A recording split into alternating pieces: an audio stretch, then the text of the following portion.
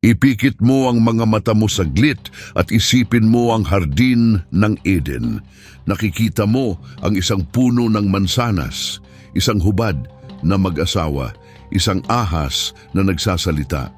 Siguro may mga ulap at isang gintong tarangkahan. Mali ang larawang iyon. Halos lahat ng nasa isip mo ay mali. At hindi dahil sinadyang magsinungaling sa iyo ng kahit sino, kundi dahil sa pagitan ng orihinal na Hebreo at mga pintura noong Renaissance, natabunan na ang tunay na kwento. Natabunan ito sa ilalim ng daan-daang taon ng sining, tradisyon at paulit-ulit na pagsasalaysay na unti-unting lumayo sa totoong sinasabi ng Genesis. Kapag umupo ka at binasa mo ang Genesis, Kabanata 2 at 3, salita por salita, ang makikita mo ay ibang-iba sa kilalang bersyon, kaya nagtatanong ka bigla. Paano nangyari na ang mga detalye ng pinakakilalang kwento sa kasaysayan ng tao ay lumayo ng ganito sa pinagmulan? Walang mansanas. Hindi kailanman tinawag na Satanas ang ahas. At ang mismong hardin, inilalarawan ito gamit ang mga tunay na ilog at tunay na lokasyon na mahahanap mo sa mapa ngayon mismo. Kaya ngayon, tatalakayin natin ang 7 bagay na pinaniniwalaan ng mga tao tungkol sa hardin ng Eden na hindi talaga sinasabi ng Biblia at hindi ito maliliit na bagay. Ang ilan sa mga ito ay ganap na binabago ang kahulugan ng kwento. Sa dulo ng bidyong ito, mababasa mo ang Genesis sa paraang hindi mo pa nagawa dati at baka hindi mo na ito makita sa dating paraan. Magsimula na tayo. Bilang 7, walang mansanas, hindi kailanman nagkaroon. Magsimula tayo sa pinakamalaking mito sa kasaysayan ng mga ilustrasyon ng Biblia, ang mansanas. Tanungin mo ang 100 tao sa kalye kung anong prutas ang kinain ni Adan at Eva at 75 sa kanila ang sasabihing mansanas. Nasa mga sticker ito, nasa mga karton ito. Ang Apple mismo ay pinangalanan ang kumpanya nila sa mansanas na may kagat pa sa logo. Hindi iyon sinasabi ng Biblia, ni minsan, ni malapit man. At ang katotohanan na bilyon-bilyong tao ang naniniwala rito ay nagpapatunay kung gaano kadaling mapalitan ng isang ideya ang totoong teksto. Sinasabi ng Genesis 3, versikulo 6, nang makita ng babae na ang bunga ng puno ay mabuti para sa pagkain at kaaya-aya sa paningin, at kanais-nais din para sa pagkamit ng karunungan, kumuha siya at kumain. Binigyan din niya ang kanyang asawa na kasama niya at kumain din siya. Yun lang, bunga. Ang salitang Hebreo ay peri. Ibig sabihin ay bunga. Bunga lang, walang uri, walang kulay, walang paglalarawan maliban sa katotohanang maganda ito sa mata at nangangako ng karunungan. Kaya saan nanggaling ang mansanas? Sa isang laro ng salita sa Latin. Iyon lang, iyon ang buong pinagmulan. Nang isalin ni Jerome ang Biblia sa Latin noong huling bahagi ng ika-4 na siglo, ang salitang Latin para sa kasamaan ay malum. Ang salitang Latin para sa mansanas ay malum din. Parehong baybay pero magkaibang kahulugan, at ang isang pagkakataong iyon sa wika ang sumulat muli sa pinakakilalang kwento sa mundo. Nakita ng mga pintor ang larong salita at ginamit ito. Nagpinta ng mansanas si Albrecht Dürer noong 1504. Nagpinta ng mansanas si Lucas Cranach. Nagpinta ng mansanas si Hugo van der Goes. At ng sapat ng mga kilalang pintura ang nagpakita nito, pinalitan ng imahe ang teksto. Ang isang laro ng salita sa Latin ay naging doktrina. Hayaan mong bumaon iyon saglit. Bilyon-bilyong tao ang naniniwalang ang ipinagbabawal na bunga ay mansanas dahil sa isang aksidente sa pagsasalin sa wikang wala pa nang isulat ang Genesis. Ang orihinal na mga tagapakinig, mga sinaunang Israelita na naninirahan sa gitnang silangan ay hindi iisipin ang mansanas. Hindi karaniwan ang mansanas sa rehiyong iyon. Ang pinakamalakas na kandidato ay ang igos at nandoon ang ebidensya sa mismong teksto. Pagkatapos kainin ang bunga, agad na nagtahi sina Adan at Eva ng mga dahon ng igos para takpan ang kanilang sarili. Nasa Genesis 3, versikulo 7 yan. Bakit babanggitin ang mga dahon ng igos kung hindi puno ng igos ang puno? Hindi iyon pagkakataon lang. Iyon ay isang pahiwatig. Napag-usapan ito sa Talmud. Sinabi ni Rabbi Meir na trigo, sinabi ni Rabbi Nehemiah na igos, sinabi ni Rabbi Yehuda na ubas. Walang sinabi na mansanas, wala ni isa. Pero ito ang totoong mahalaga. Sinadya ng sumulat ng Genesis na huwag pangalanan ang bunga. Iyon ay sadya dahil ang bunga ay hindi kailanman ang punto. Ang pagpili ang punto. At sa paggawa nitong mansanas, ginawa natin ang isang kwento tungkol sa paghihimagsik ng tao bilang isang pabula tungkol sa mahiwagang prutas. Ginawa natin itong ligtas. Ginawa natin itong nakakatuwa. Inalis natin ang bigat nito. At yun talaga ang isang pattern na makikita mo sa bawat punto sa listahang ito. Ang totoong teksto ay nakakabalisa. Ang sikat na bersyon ay komportable. At sa bawat pagkakataon, pinili natin ang kaginhawaan kaysa katotohanan. Hindi lang isang detalye ang binago ng mansanas. Binago nito kung paano natin nakikita ang buong pagkahulog. Ang mansanas ay isang simpleng tukso sa katawan. Maganda ang itsura ng prutas. Kinain mo, pinarusahan ka. Pero ang totoong teksto ay nagsasabing ang bunga ay kanais-nais para sa pagkamit ng karunungan. Hindi iyon merienda. Iyon ay isang desisyon na umaapekto sa buong pagkatao. Hindi nagugutom si Eva. Gusto niyang malaman ang isang bagay. Gusto niyang maging isang bagay. Ibang klase iyon ng tukso at maginhawang binubura iyon ng mito ng mansanas. At habang nasa Genesis 3, versikulo 6 tayo, may isa pang nakatago sa bersikulong iyon na halos walang nakapansin. Balikan mo at basahin ang dulo ng pangungusap. Binigyan din niya ang kanyang asawa na kasama niya at kumain din siya na kasama niya. 4 na salita at ginigiba nila ang pinakasikat na bersyon ng kwentong ito. Ang karaniwang pagsasalaysay ng eksenang ito ay nag-iisa si Eva sa puno. Kinausap siya ng ahas, kumain siya ng bunga. Pagkatapos ay hinanap niya si Adan sa ibang bahagi ng hardin at kinumbinsi siyang kumain din. Yun ang bersyon sa mga pintura, yun ang bersyon sa mga pelikula. Iyon ang bersyong ginamit ng daan-daang taon para ipakitang si Eva lang ang nagsimula, ang mahinang bahagi, ang humila sa kanyang asawa sa kasalanan. Pero sinasabi ng teksto na kasama niya siya. Naroroon, nakatayo sa tabi niya, sa buong usapan nila ng ahas. Hindi nalinlang si Adan mula sa malayo, hindi siya niloko ng kanyang asawa. Nakatayo siya sa tabi niya, nakikinig sa ahas, pinapanood siyang kumain, at pagkatapos ay kinuha niya ang bunga mula sa kamay niya at kinain niya mismo. Walang pagtutol, walang reklamo, walang sandali, sinabi ng Diyos na hindi natin dapat. Wala, katahimikan. At pagkatapos ay pagsali. Ibang-ibang kwento yon sa kung ano ang ikinuwento sa atin.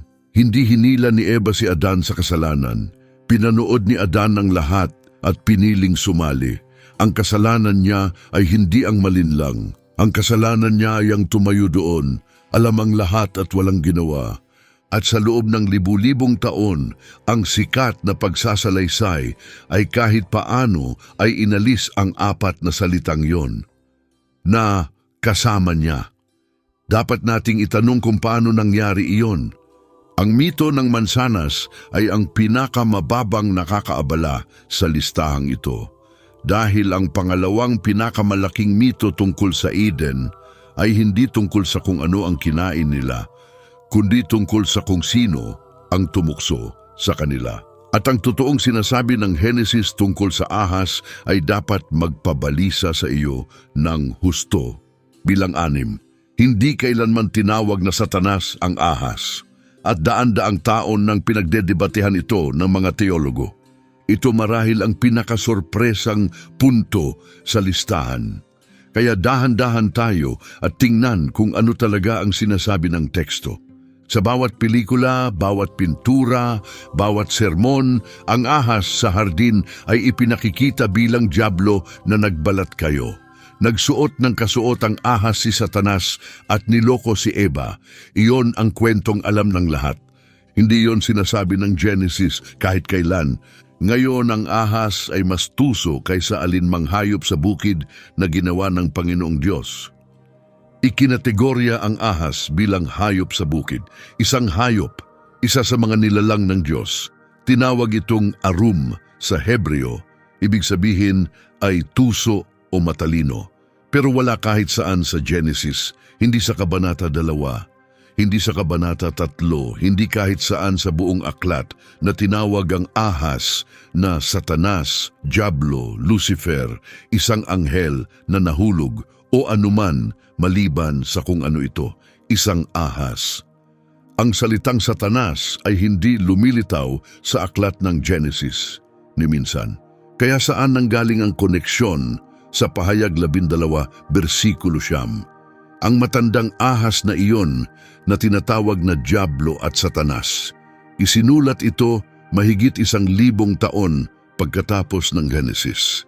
Ngayon, maraming Kristiyano ang nagbabasa nito bilang pagkumpirma mula sa Diyos na ang ahas ay palaging si Satanas, na ang banal na kasulatan ang nagbibigay kahulugan sa banal na kasulatan, at ang mas huling teksto ang naghahayag ng itinago ng naunang teksto.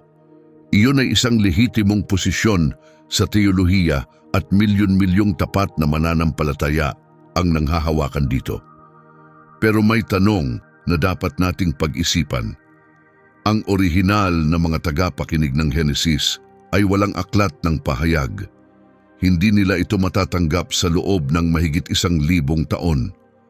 Kaya, ano ang naintindihan nila nang marinig nila ang kwentong ito? Ano ang ibig sabihin ng ahas para sa kanila? Ang mga sinaunang Israelita na unang nakarinig ng kwento ng Genesis ay walang konsepto ni Satanas sa pagkaunawa natin. Sa pinakamaagang bahagi ng Hebreyong Biblia, ang Satan ay hindi pangalan. Ito ay isang titulo na nangangahulugang tagapag-akusa. Sa aklat ni Job, ang Satan ay nagtatrabaho para sa Diyos. Isa siyang miyembro ng korte sa langit, isa siyang taga-usig, hindi isang super kontrabida. Ang Satanas na kilala natin ngayon, ang kosmikong kaaway, ang hari ng impyerno, ang tauhang iyon ay nabuo sa loob ng daan-daang taon na hinubog ng mga ideyang Persyanong Zoroastrianismo noong pagkakatapon sa Babylonia. Isa itong konsepto na lumaki at lumalim sa paglipas ng panahon. At habang ang mga huling banal na kasulatan ay maaaring nag-uugnay ng ahas kay Satanas, ang sumulat ng Genesis ay nagsusulat sa mundong wala pa ang konseptong iyon sa anyo na kilala natin. Kaya ano ang ahas? Sa sinaunang gitnang silangan, ang mga ahas ay nasa lahat ng dako, hindi bilang peste, bilang mga Diyos. Inilagay ng mga Ehipsyo ang ureus, isang nakatayong kobra, sa korona ng bawat paraon. Kinakatawan nito ang banal na proteksyon at kapangyarihang hari. Kapag tiningnan mo ang pinuno ng sinaunang mundo, ang lalaking kumokontrol sa ilog Nilo at naguutos sa mga hukbo, isang ahas ang nakatitig pabalik sa iyo. Sinamba ng mga Kananeo ang mga Diyos na ahas na konektado sa kasaganaan at mga siklo ng buhay. Makikita ang mga imahe ng ahas sa mga templo sa buong Mesopotamia, inukit sa mga pader at hinulma sa tanso. At maging sa loob ng Biblia mismo, inilalarawan sa aklat ng mga bilang kabanata 21 si Moises na nagtataas ng tansong ahas sa poste para pagalingin ang mga Israelita. Isang ahas bilang simbolo ng banal na pagpapagaling.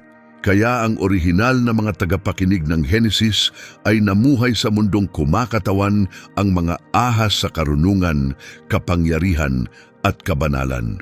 At kinuha ng sumulat ng Genesis ang simbolong iyon, ang bagay na sinasamba ng lahat sa paligid nila, at ginawa itong nilalang na sumira sa paraiso. Hindi iyon walang dahilan, iyon ay isang sadyang pag-atake sa kultura. Ang sinasamba ng mga kapitbahay ninyo? Sa kwento namin, iyon ang kontrabida, iyon ay paglaban, iyon ay mapangahas, at mas kawili-wili iyon kaysa sa nagsuot ng kasuotan si Satanas. Pero ito ang nagbabago kapag inalis mo si Satanas sa eksena. Nagiging makatao ang tukso, nagiging ikaw ito. Sinabi ba talaga ng Diyos ay hindi tanong mula sa isang kosmikong mastermind. Iyon ay tanong mula sa bahagi ng sarili mong isip na nagdududa, na nagbibigay katuwiran, na bumubulong ng bakit hindi. Hindi iyon mas kaunting nakakatakot.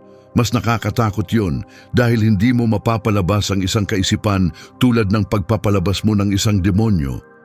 Ang unang dalawang mito ay tungkol sa mga detayeng nabago sa paglipas ng panahon.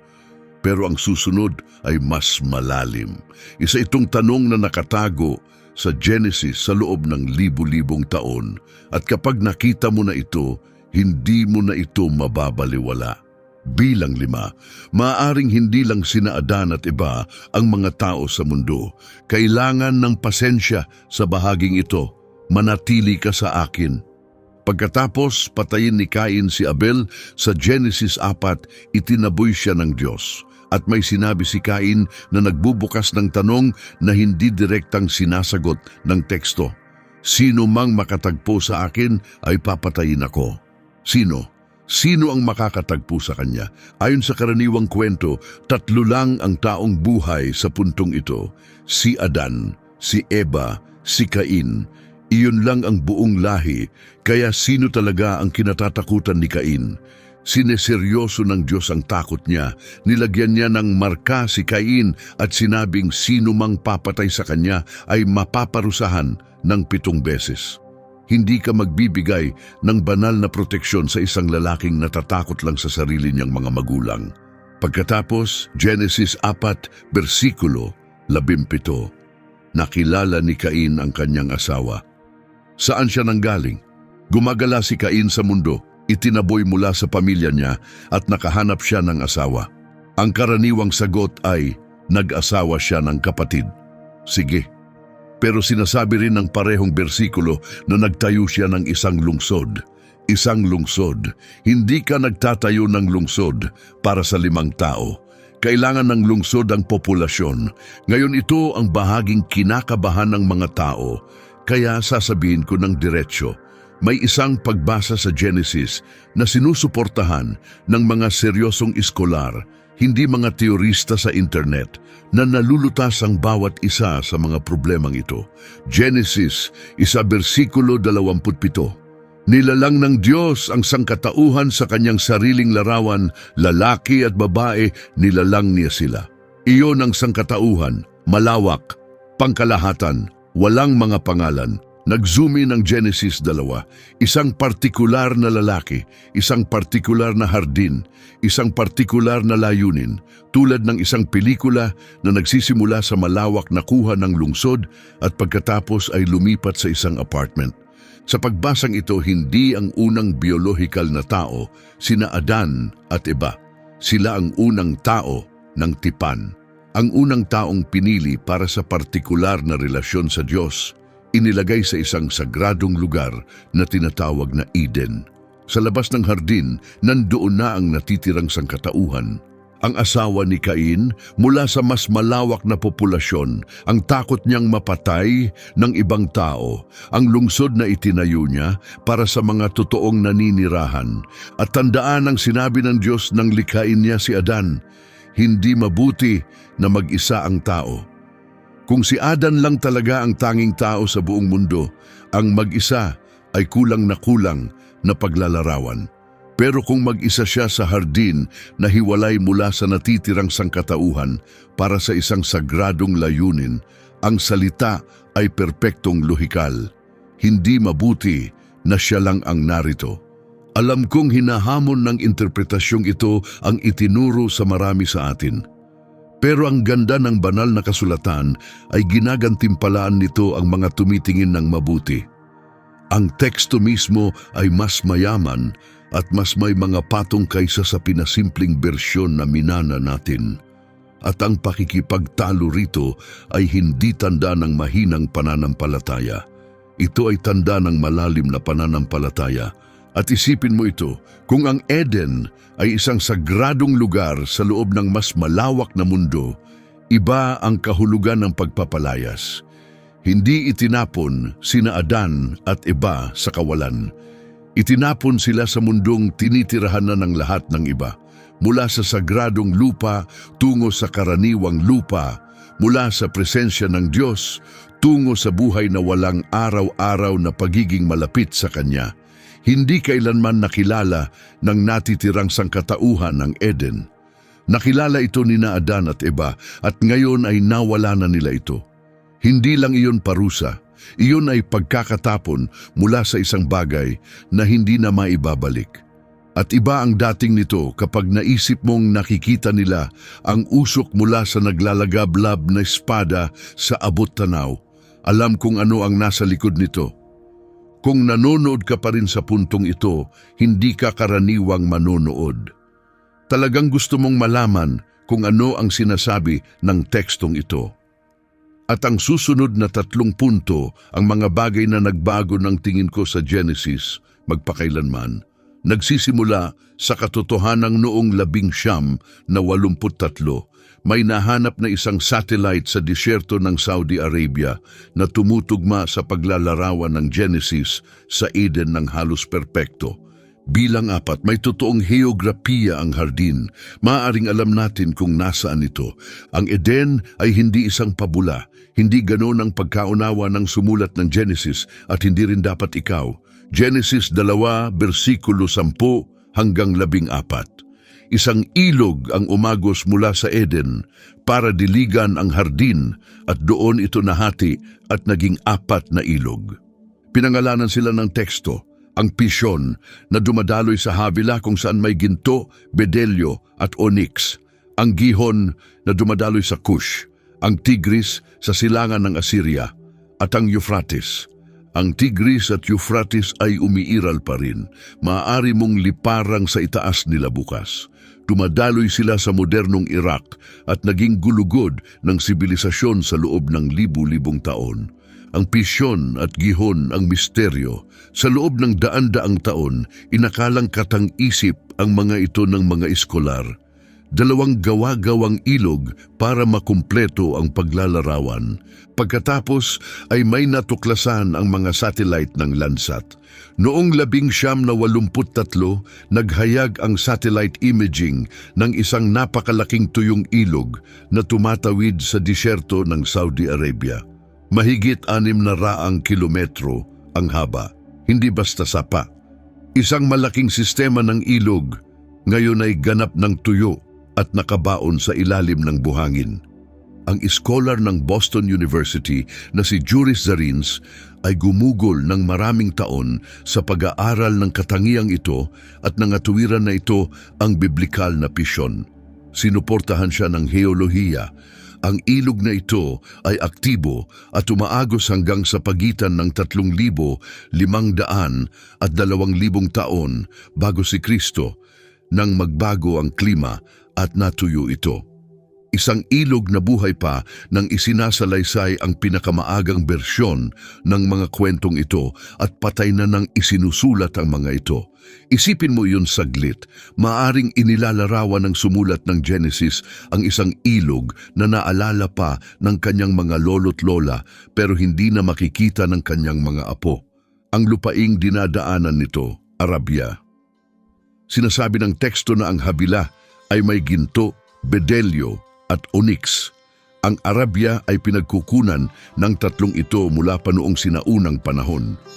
Ang minahan ng ginto na Mahd al-Dahab sa kanlurang Saudi Arabia na literal na nangangahulugang duyan ng ginto ay aktibo na sa loob ng mahigit 3,000 taon.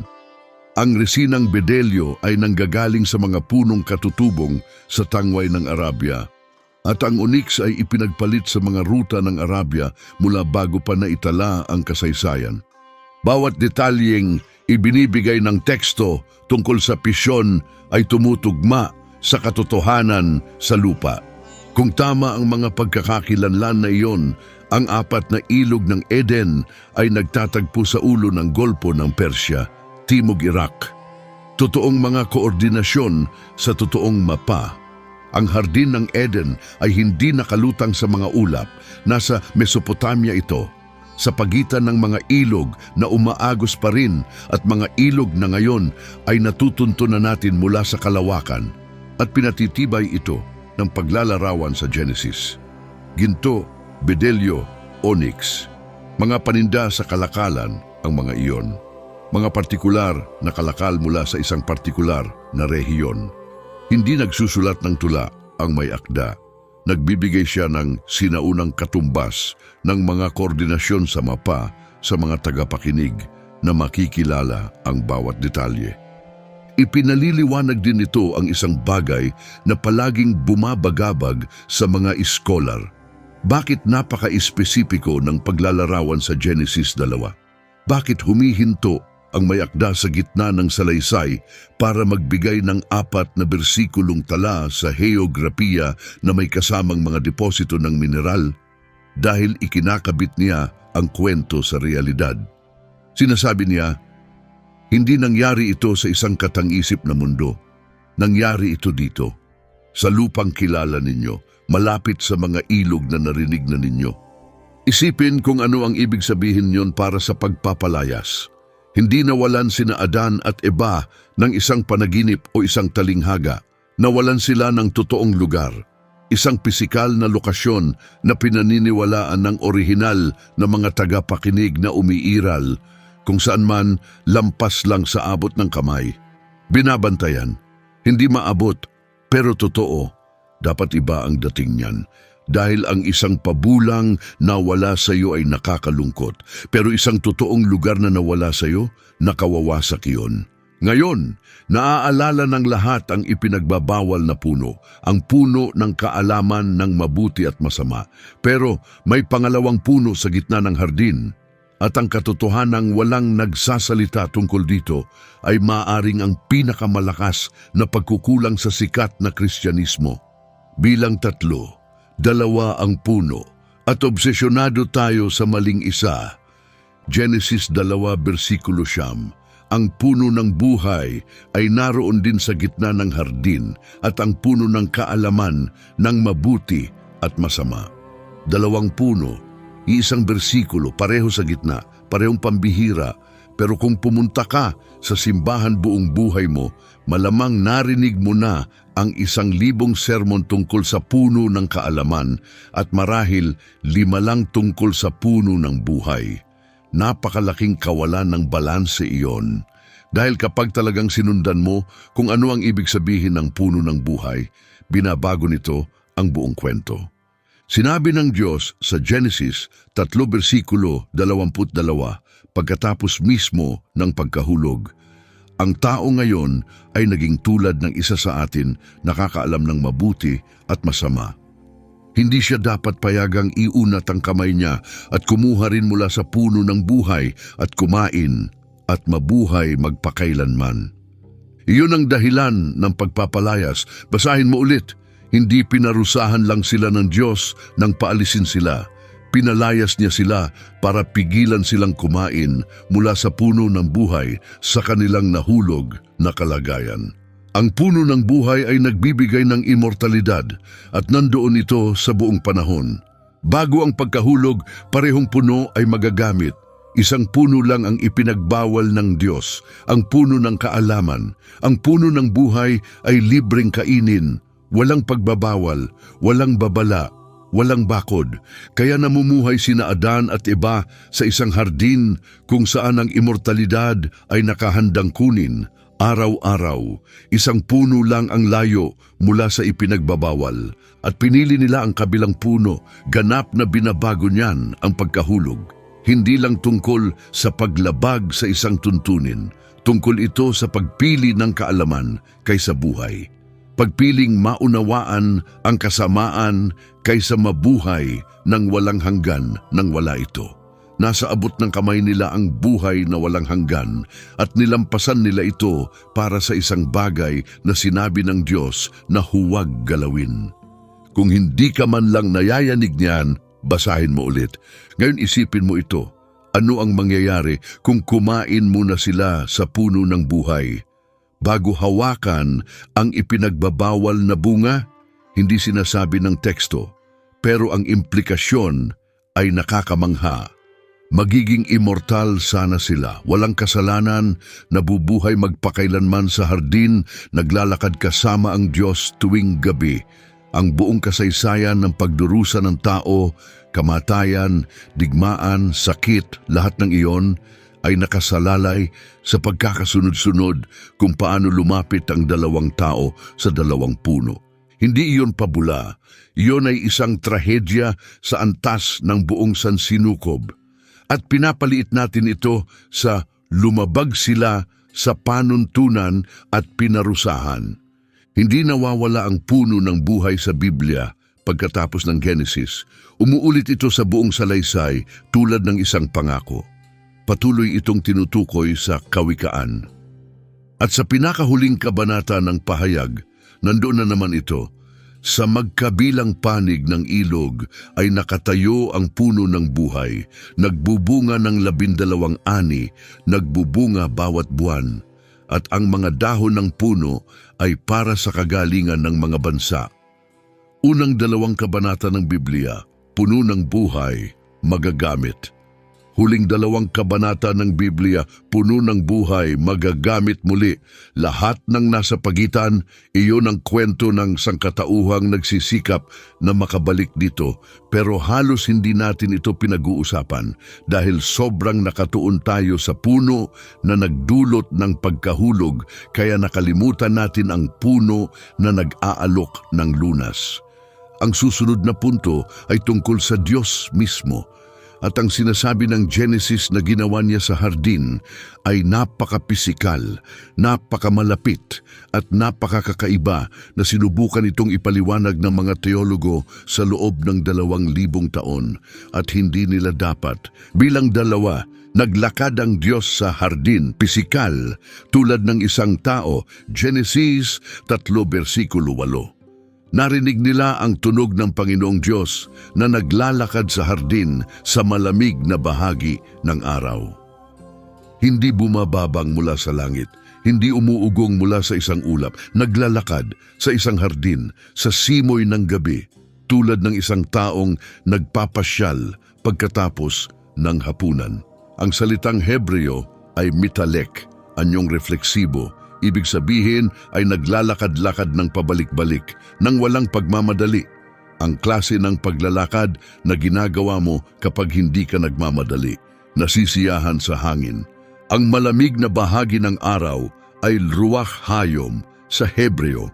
Literal na ang hangin ng araw, ang simoy ng gabi, ang oras na ginto bago lumubog ang araw kapag humuhupa ang init.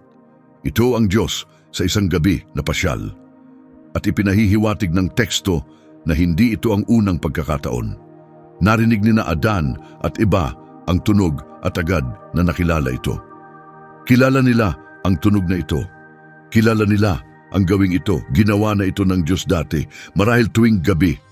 At nang magtago sila, hindi nagpadala ng kidlat ang Diyos. Nagtanong siya, "Nasaan ka?" 3 salita, ang unang sinabi ng Diyos sa sangkatauhan pagkatapos ng pagkahulog, hindi ano ang ginawa mo, hindi sinumpa ka, basta lang nasaan ka. Alam niya kung nasaan sila. Hindi para sa kanya ang tanong. Isa itong imbitasyon, lumabas ka, mag-usap tayo, hindi pa sarado ang pinto. Kahit ano ang iyong pinanggagalingang teolohiya, ang larawang iyon ay dapat magpatigil sa iyo.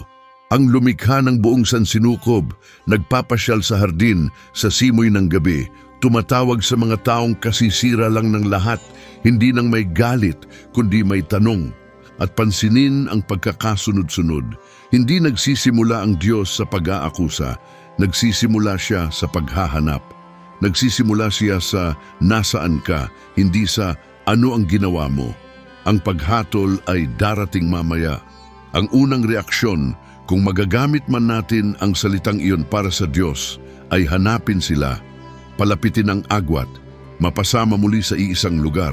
At iyon ang naging pattern para sa buong Biblia, ang Diyos na naghahanap, ang sangkatauhang nagtatago, paulit-ulit.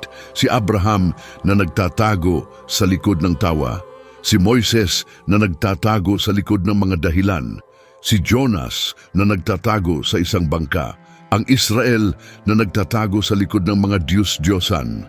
At sa bawat pagkakataon, ang unang kilos ng Diyos ay hindi parusa. Ito ay paghabol. Nasaan ka? Ay umaalingaw-ngaw mula sa Henesis 3 hanggang sa mga Ebanghelyo, kung saan sinabi ni Jesus na ang anak ng tao ay dumating upang hanapin at iligtas ang nawawala. Parehong pandiwa, parehong reaksyon, parehong Diyos na tumatangging hayaang manatili ang distansya. Hindi ito ang Diyos ng Sinai na may kulog at usok. Ito ay isang Diyos na naglalakad kasama mo. At ang buong natitirang Biblia, tabernakulo, templo, pagkakatawang tao ay ang kwento ng Diyos na sinusubukang makabalik sa lakad na iyon.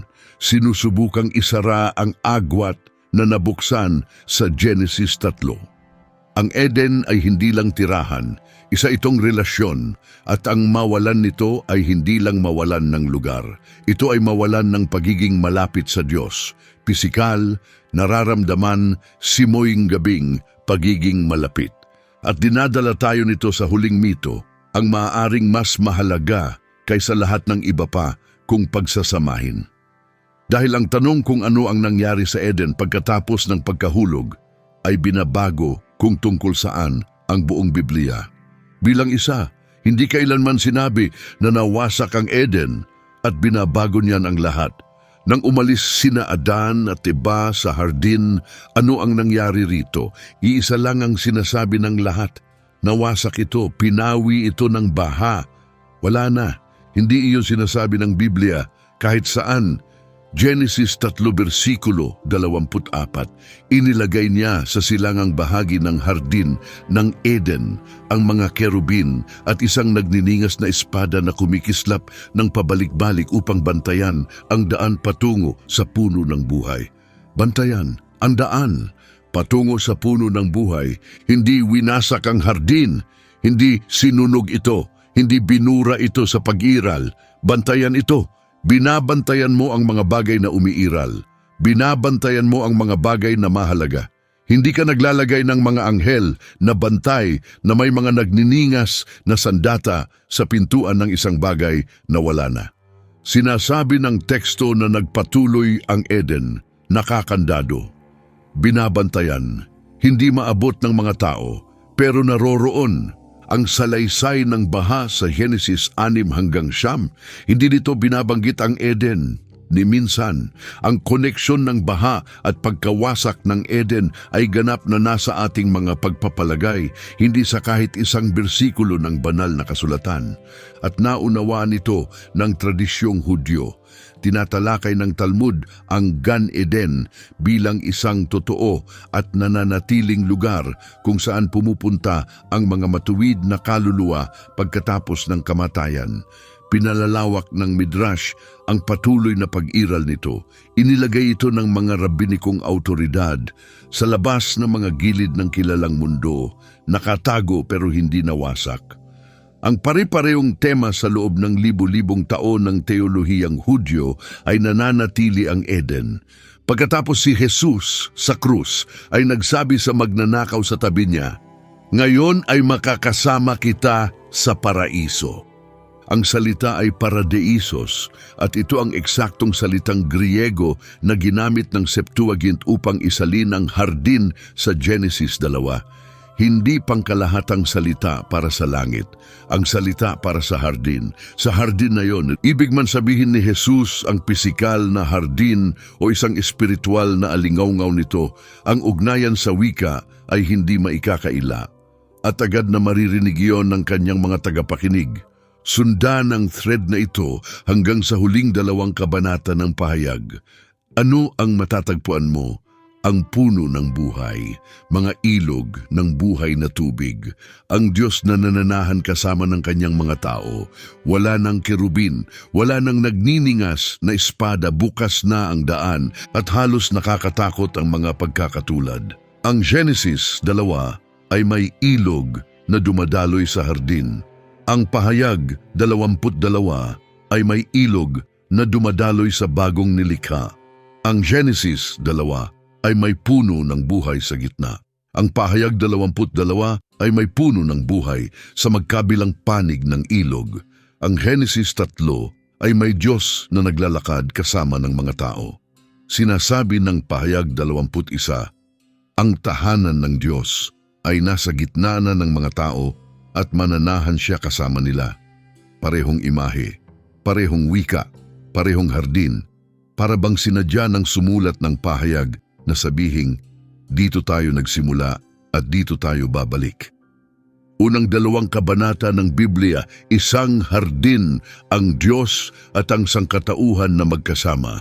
Huling 2 kabanata, isang hardin ang Diyos at ang sangkatauhan na magkasamang muli. Lahat ng nasa pagitan ay ang tulay. Kung hindi kailanman nawasak ang Eden, kundi binantayan lamang, ang Biblia ay hindi isang trahedya. Hindi ito kwento tungkol sa isang paraisong na wala natin magpakailanman. Ito ay kwento tungkol sa isang pintong hindi pa nababuksan. Ang nagniningas na espada ay hindi isang lapida, isa itong kandado.